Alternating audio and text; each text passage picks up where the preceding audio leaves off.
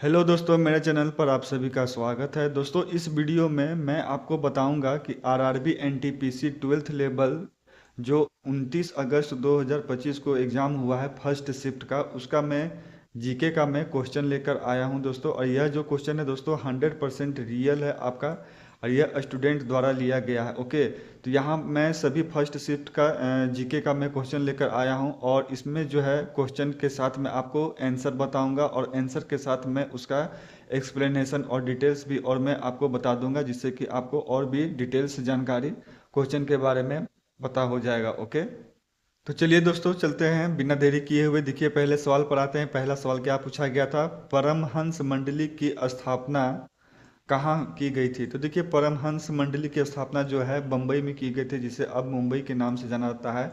और इसके बारे में ज़रा और डिटेल्स मैं आपको बता दूं तो देखिए, जिसकी शुरुआत है 1849 में दादोबा पांडुरंग और उनके साथी दुर्गा राम मेहता सहित अन्य लोगों ने की थी। यह एक गुप्त सामाजिक धार्मिक संगठन था, जिसका उद्देश्य जाति व्यवस्था को तोड़ना और सामाजिक धार्मिक सुधारों को बढ़ावा देना था। ओके, तो इसका जो राइट आंसर हो जाएगा आपका बम्बई, जो कि अब मुंबई है। चलिए दूसरे सवाल पर आते हैं दोस्तों। देखिए, दूसरा सवाल क्या पूछा गया था आपका? सिंधु सभ्यता में मध्य एशिया से कौन आए थे? तो जैसा कि बहुत लोगों को आपको पता होगा, इसमें जो है इसका जो राइट आंसर हो जाएगा आपका सिंधु सभ्यता में मध्य एशिया से आर्यों का आगमन हुआ था। ओके, किसका आगमन हुआ था? तो आर्यों का आगमन हुआ था। चलिए इसके बारे में जरा डिटेल्स में बता दूं तो देखिए, सिंधु घाटी सभ्यता लगभग 2500 ईसा पूर्व से 1500 ईसा पूर्व तक विद्यमान था। इस सभ्यता के पतन के बाद 1500 ईसा पूर्व के आसपास मध्य एशिया से आर्यों का आगमन भारत में हुआ था। ओके, तो देखिए ये सब जो है दोस्तों आपका जो है 100% रियल क्वेश्चन है, 29 अगस्त 2025 को पूछे गए हैं। और जो जिनका एग्ज़ाम जो भी बचा हुआ है दोस्तों, उन सभी के लिए बहुत ही इम्पोर्टेंट यह वीडियो है। आपको पता चल जाएगा कि किस तरह से जो जीके के क्वेश्चन पूछे जा रहे हैं। ओके, तो जिनका भी जो अभी एग्ज़ाम बाकी है देना अंडर ग्रेजुएट का, तो वो इस वीडियो को जरूर देख ले और अपने आप को भाप ले कि कितने पानी में है। तो चलिए देखिए, तीसरे सवाल पर आते हैं कि तीसरा सवाल क्या पूछा गया था। सबसे पहले किस अम्ल की खोज की गई थी? तो सबसे पहले जो है सल्फ्यूरिक एसिड की खोज की गई थी। इसके बारे में और डिटेल से जानते हैं। तो देखिए, सल्फ्यूरिक एसिड की खोज की गई थी, जो पहला खोजा गया खनिज अम्ल था। ओके, इससे सबसे पहले 8वीं शताब्दी में फारसी चिकित्सक और रसायन शास्त्री, जिन्हें शास्त्री का नाम था, रसायन शास्त्री का नाम था इब्न सीना, जिन्हें एविसेना ने तैयार किया था। ओके, इब्न सीना यानी कि एविसेना ने तैयार किया था। चलिए दोस्तों अगले सवाल पर आते हैं। देखिए, अगला सवाल पूछा गया था दोस्तों, एलोरा की गुफाएं किस स्थापत्य शैली में बनी हुई है? ओके, तो यहाँ पे देखिए मैं आपको इसके बारे में डिटेल्स में बता देता हूँ। वहाँ देखिए ऑप्शन तो नहीं दिया हुआ है स्टूडेंट द्वारा, पर इसका मैं डिटेल्स में आपको बता देता हूँ। देखिए, एलोरा की जो गुफाएं हैं किसी एक स्थापत्य शैली में बनी है। ये शैलकृत वास्तुकला की विभिन्न भारतीय शैलियों का मिश्रण है, जिनमें हिंदू, बौद्ध और जैन धर्म के प्रभाव दिखाई देते हैं। जैसे देखिए, आपका जो है कैलाश मंदिर द्रविड़ शैली में बनी है, जिसमें ऊंचे शिखर होते हैं। तो इसका मैं आपको डिटेल्स बता दिया हूँ। आप कमेंट करके बताइएगा इसमें जो है इस सवाल का ऑप्शन क्या क्या दिया हुआ था। ओके, चलिए अगले सवाल पर आते हैं। देखिए, अगला सवाल पूछा हुआ था, अनुच्छेद 371 ए के तहत किस राज्य को विशेष दर्जा दिया गया है? तो देखिए, नागालैंड को विशेष राज्य का दर्जा दिया गया है। ओके, अनुच्छेद 371 ए के तहत। इसके बारे में और डिटेल्स में देखिए आपको मैं बता देता हूँ कि इस विशेष दर्जे के तहत नागाओं की धार्मिक और सामाजिक प्रथाओं, प्रथागत कानूनों और भूमि के स्वामित्व से संबंधित मामलों में संसद के अधिनियम लागू नहीं होंगे। ओके, तो इसके बारे में मैं आपको डिटेल्स और भी मैं बता दिया हूँ। चलिए अगले सवाल पर आते हैं दोस्तों। देखिए, अगला सवाल पूछा हुआ था दोस्तों कि भारतीय संविधान के अनुच्छेद 6 में किस देश से आने वाले लोगों का प्रावधान था? तो इसका जो राइट आंसर हो जाएगा, अनुच्छेद 6 में पाकिस्तान से आने वाले लोगों के नागरिकता के अधिकारों का प्रावधान था। चलिए इसके बारे में डिटेल से देखिए बात करते हैं। तो विशेष रूप से भारत पाकिस्तान विभाजन के बाद पाकिस्तान से भारत आए लोगों के लिए ये नियम बनाए गए थे। ओके, यह प्रावधान उन लोगों को नागरिकता प्रदान करने से संबंधित है जो या तो 19 जुलाई 1948 से पहले भारत आए या उसके बाद आए और कुछ शर्तों को पूरा करते हैं। तो जो इसका राइट आंसर आपका हो जाएगा कि संविधान के अनुच्छेद 6 में पाकिस्तान से आने वाले लोगों का प्रावधान था। ओके, चलिए अगला सवाल पूछा गया था दोस्तों, बहुत अच्छा सवाल था यह जो आपका है कंप्यूटर से, कि आस्की का जो है, आस्की का फुल फॉर्म क्या होता है। ओके, तो इसका जो फुल फॉर्म होता है दोस्तों, American standard code for information interchange. ठीक है, ये इसका फुल फॉर्म होता है। इसके बारे में देखिए आगे आपको मैं डिटेल्स में बताता हूँ। यह क्या है, तो देखिए यह एक करेक्टर एनकोडिंग मानक है जो अक्षरों, संख्याओं और प्रतीकों को संख्यात्मक मान प्रदान करता है, जिससे कंप्यूटर और इलेक्ट्रॉनिक उपकरणों के बीच डेटा का संचार और आदान प्रदान संभव होता है। ओके, तो आपको मैं बता दिया, आस्की का फुल फॉर्म होता है American standard code for information interchange. चलिए अगले सवाल पर आते हैं। देखिए अगला सवाल क्या पूछा था, अगला सवाल पूछा था, ये भी बहुत अच्छा सवाल पूछा हुआ था दोस्तों। यहाँ देखिए, भारत और जापान के मध्य कौन सा युद्ध अभ्यास आयोजित किया जाता है। ये सवाल देखिए पहले भी आपका जो है पूछा जा चुका है रेलवे में। तो भारत और जापान के मध्य जो है आपका जो है युद्ध जो अभ्यास है उसका नाम है आपका गार्जियन। ठीक है, भारत और जापान के बीच आयोजित होने वाला प्रमुख युद्ध अभ्यास धर्म गार्जियन इसका जो है राइट आंसर है। इसके बारे में देखिए डिटेल्स और जानते हैं। देखिए यह जो है एक वार्षिक अभ्यास है और इसका उद्देश्य आतंकवाद रोधी प्रशिक्षण, संयुक्त शहरी युद्ध, मानवीय सहायता व आपदा राहत जैसे विभिन्न पहलुओं पर काम करना है, जिससे दोनों सेनाओं के बीच आपसी सहयोग और अंतर संचालनीयता बढ़ाई जा सके।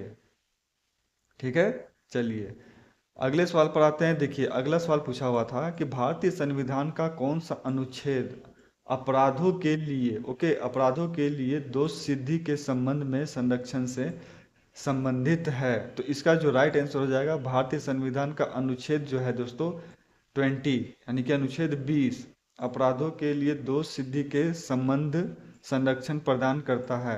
यह किसी भी व्यक्ति को मनमाने और अत्यधिक दंड के विरुद्ध 3 प्रकार की सुरक्षाएं देता है, जिनमें शामिल हैं पूर्वव्यापी कानून के तहत नहीं, एक ही अपराध के लिए एक से अधिक बार नहीं, और स्वयं के विरुद्ध गवाही देने के लिए बाध्य नहीं किया जा सकता।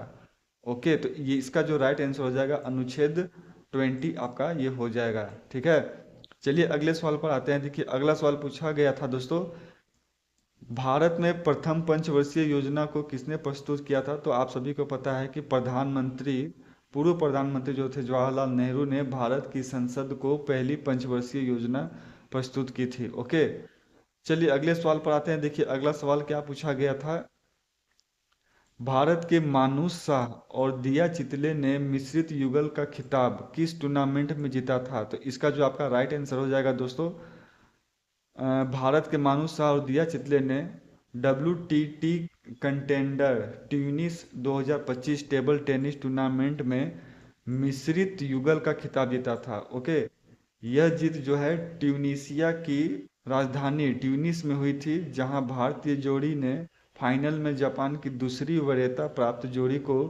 3-2 से हराकर यह खिताब अपने नाम किया था।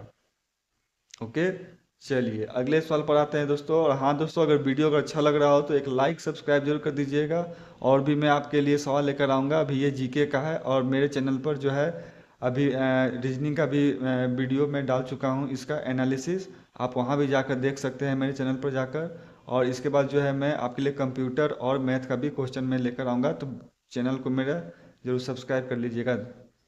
चलिए देखिए दोस्तों, अगला सवाल जो है दोस्तों, अगला सवाल पूछा गया था कि भारत की पहली एंटी सबमरीन वारफेयर सेलो वाटरक्राफ्ट का नाम क्या था। तो भारत की पहली एंटी सबमरीन वारफेयर सेलो वाटरक्राफ्ट का नाम जो था INS Arnala. Okay, INS Arnala है। इसे हाल ही में 18 जून 2025 को विशाखापट्टनम के नौसेना डॉकयार्ड में पूर्वी नौसेना कमान में शामिल किया गया था। ओके, चलिए अगले सवाल पर आते हैं दोस्तों। देखिए अगला सवाल जो पूछा गया था दोस्तों, कि 1952 में भारत सरकार द्वारा शुरू की गई ग्रामीण विकास योजना निम्नलिखित में से कौन सी थी। तो यह जो है आपका सामुदायिक विकास कार्यक्रम, इसका जो राइट आंसर हो जाएगा सामुदायिक विकास कार्यक्रम। इसके बारे में दोस्तों और चलिए डिटेल्स मैं आपको बताता हूँ। तो देखिए सामुदायिक विकास कार्यक्रम ग्रामीण लोगों के समग्र विकास के उद्देश्य से शुरू किया गया एक बहु परियोजना कार्यक्रम था। इसे 2 अक्टूबर 1952 को शुरू किया गया था। ओके, चलिए अगले सवाल पर आते हैं दोस्तों। देखिए, अगला सवाल है दोस्तों कि भारतीय संविधान में केंद्र शासित प्रदेशों का प्रशासन किस अनुच्छेद के तहत वर्णित है।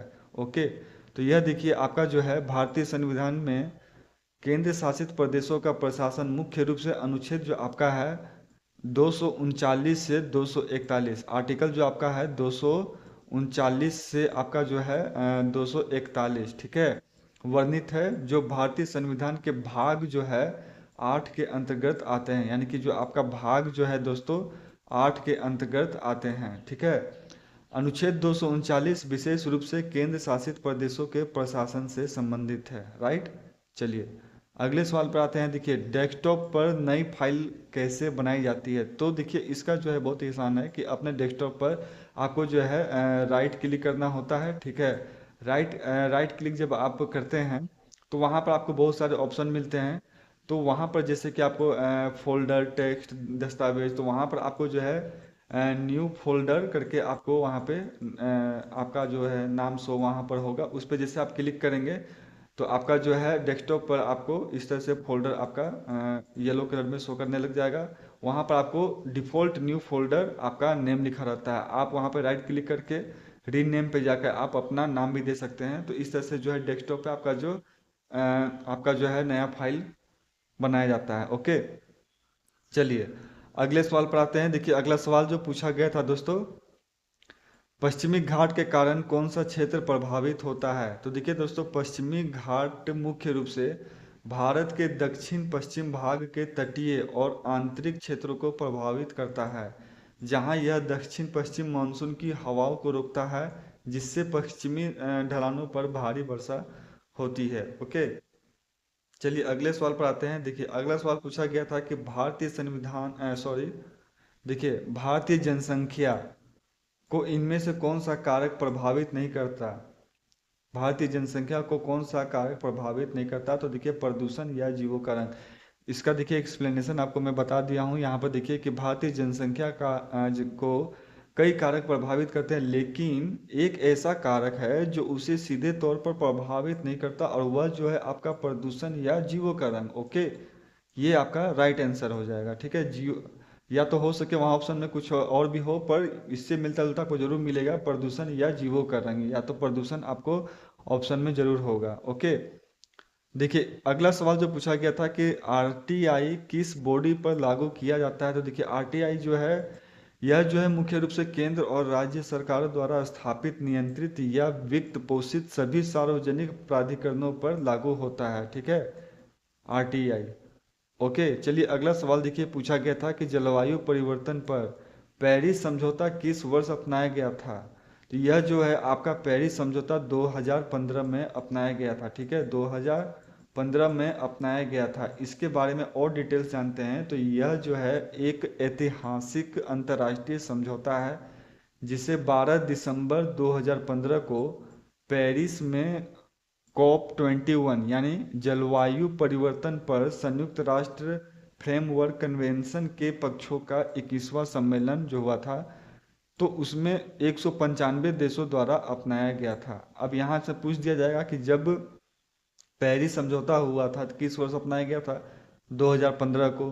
तो उस समय जो कितने देशों ने अपनाया था इसे, तो 195, ठीक है, याद रखेंगे 195 देशों ने अपनाया गया था, ठीक। चलिए अगले सवाल पर आते हैं। देखिए अगला सवाल है दोस्तों, बंगाल सरकार ने विद्युत प्रकाश अधिनियम किस वर्ष पारित किया था। ओके, तो देखिए इसका जो राइट आंसर हो जाएगा आपका 1935, ठीक है, 1935 में जो है विद्युत प्रकाश अधिनियम बंगाल सरकार ने पारित किया था। ओके, चलिए अगले सवाल पर आते हैं दोस्तों। देखिए अगला सवाल जो पूछा गया था दोस्तों कि त्रिशक्ति जो नारी नाविक अभियान है कहाँ से शुरू किया गया था। तो यह जो है देखिए मुंबई के कोलाबा स्थित भारतीय नौसेना के जल यात्रा प्रशिक्षण केंद्र से शुरू किया गया था। मुंबई के कोलाबा स्थित भारतीय नौसेना के जल यात्रा प्रशिक्षण केंद्र से शुरू किया गया था। यह अभियान जो है भारतीय सेना, नौसेना और वायुसेना की 11 महिला अधिकारियों द्वारा सेलिंग बोट यानी कि IASV त्रिवेणी पर आयोजित किया गया था। ओके।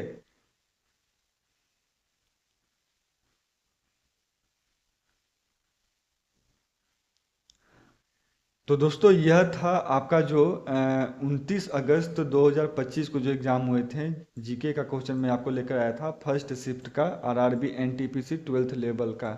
ओके। और वीडियो को अगर अच्छा लगा हो दोस्तों तो एक लाइक सब्सक्राइब जरूर करके जाइएगा दोस्तों, क्योंकि मैं और भी आपके लिए क्वेश्चन में लेकर आने वाला हूँ। और जो तैयारी कर रहे हैं, जिनका एग्ज़ाम बचा हुआ है 12th लेवल का, जो अंडर ग्रेजुएट जिसे कहते हैं, तो वो उन सभी के लिए बहुत इंपॉर्टेंट है। आप देख लीजिएगा, वीडियो को अच्छे से समझ लीजिएगा किस तरह से क्वेश्चन आ रहे हैं। सारा मैं आपको आंसर डिटेल्स जो है मैं आपको बता चुका हूँ। ओके। और मेरे चैनल पर मैथ का भी क्वेश्चन मैं डाला हूँ, वहाँ भी आप जाके देख सकते हैं। और रीजनिंग का भी मैं डाल दिया हूँ। अगर दोस्तों अगर वीडियो अच्छा लगा हो तो एक लाइक सब्सक्राइब जरूर कर दीजिएगा। चलिए मिलते हैं नेक्स्ट वीडियो में, तब तक के लिए बाय।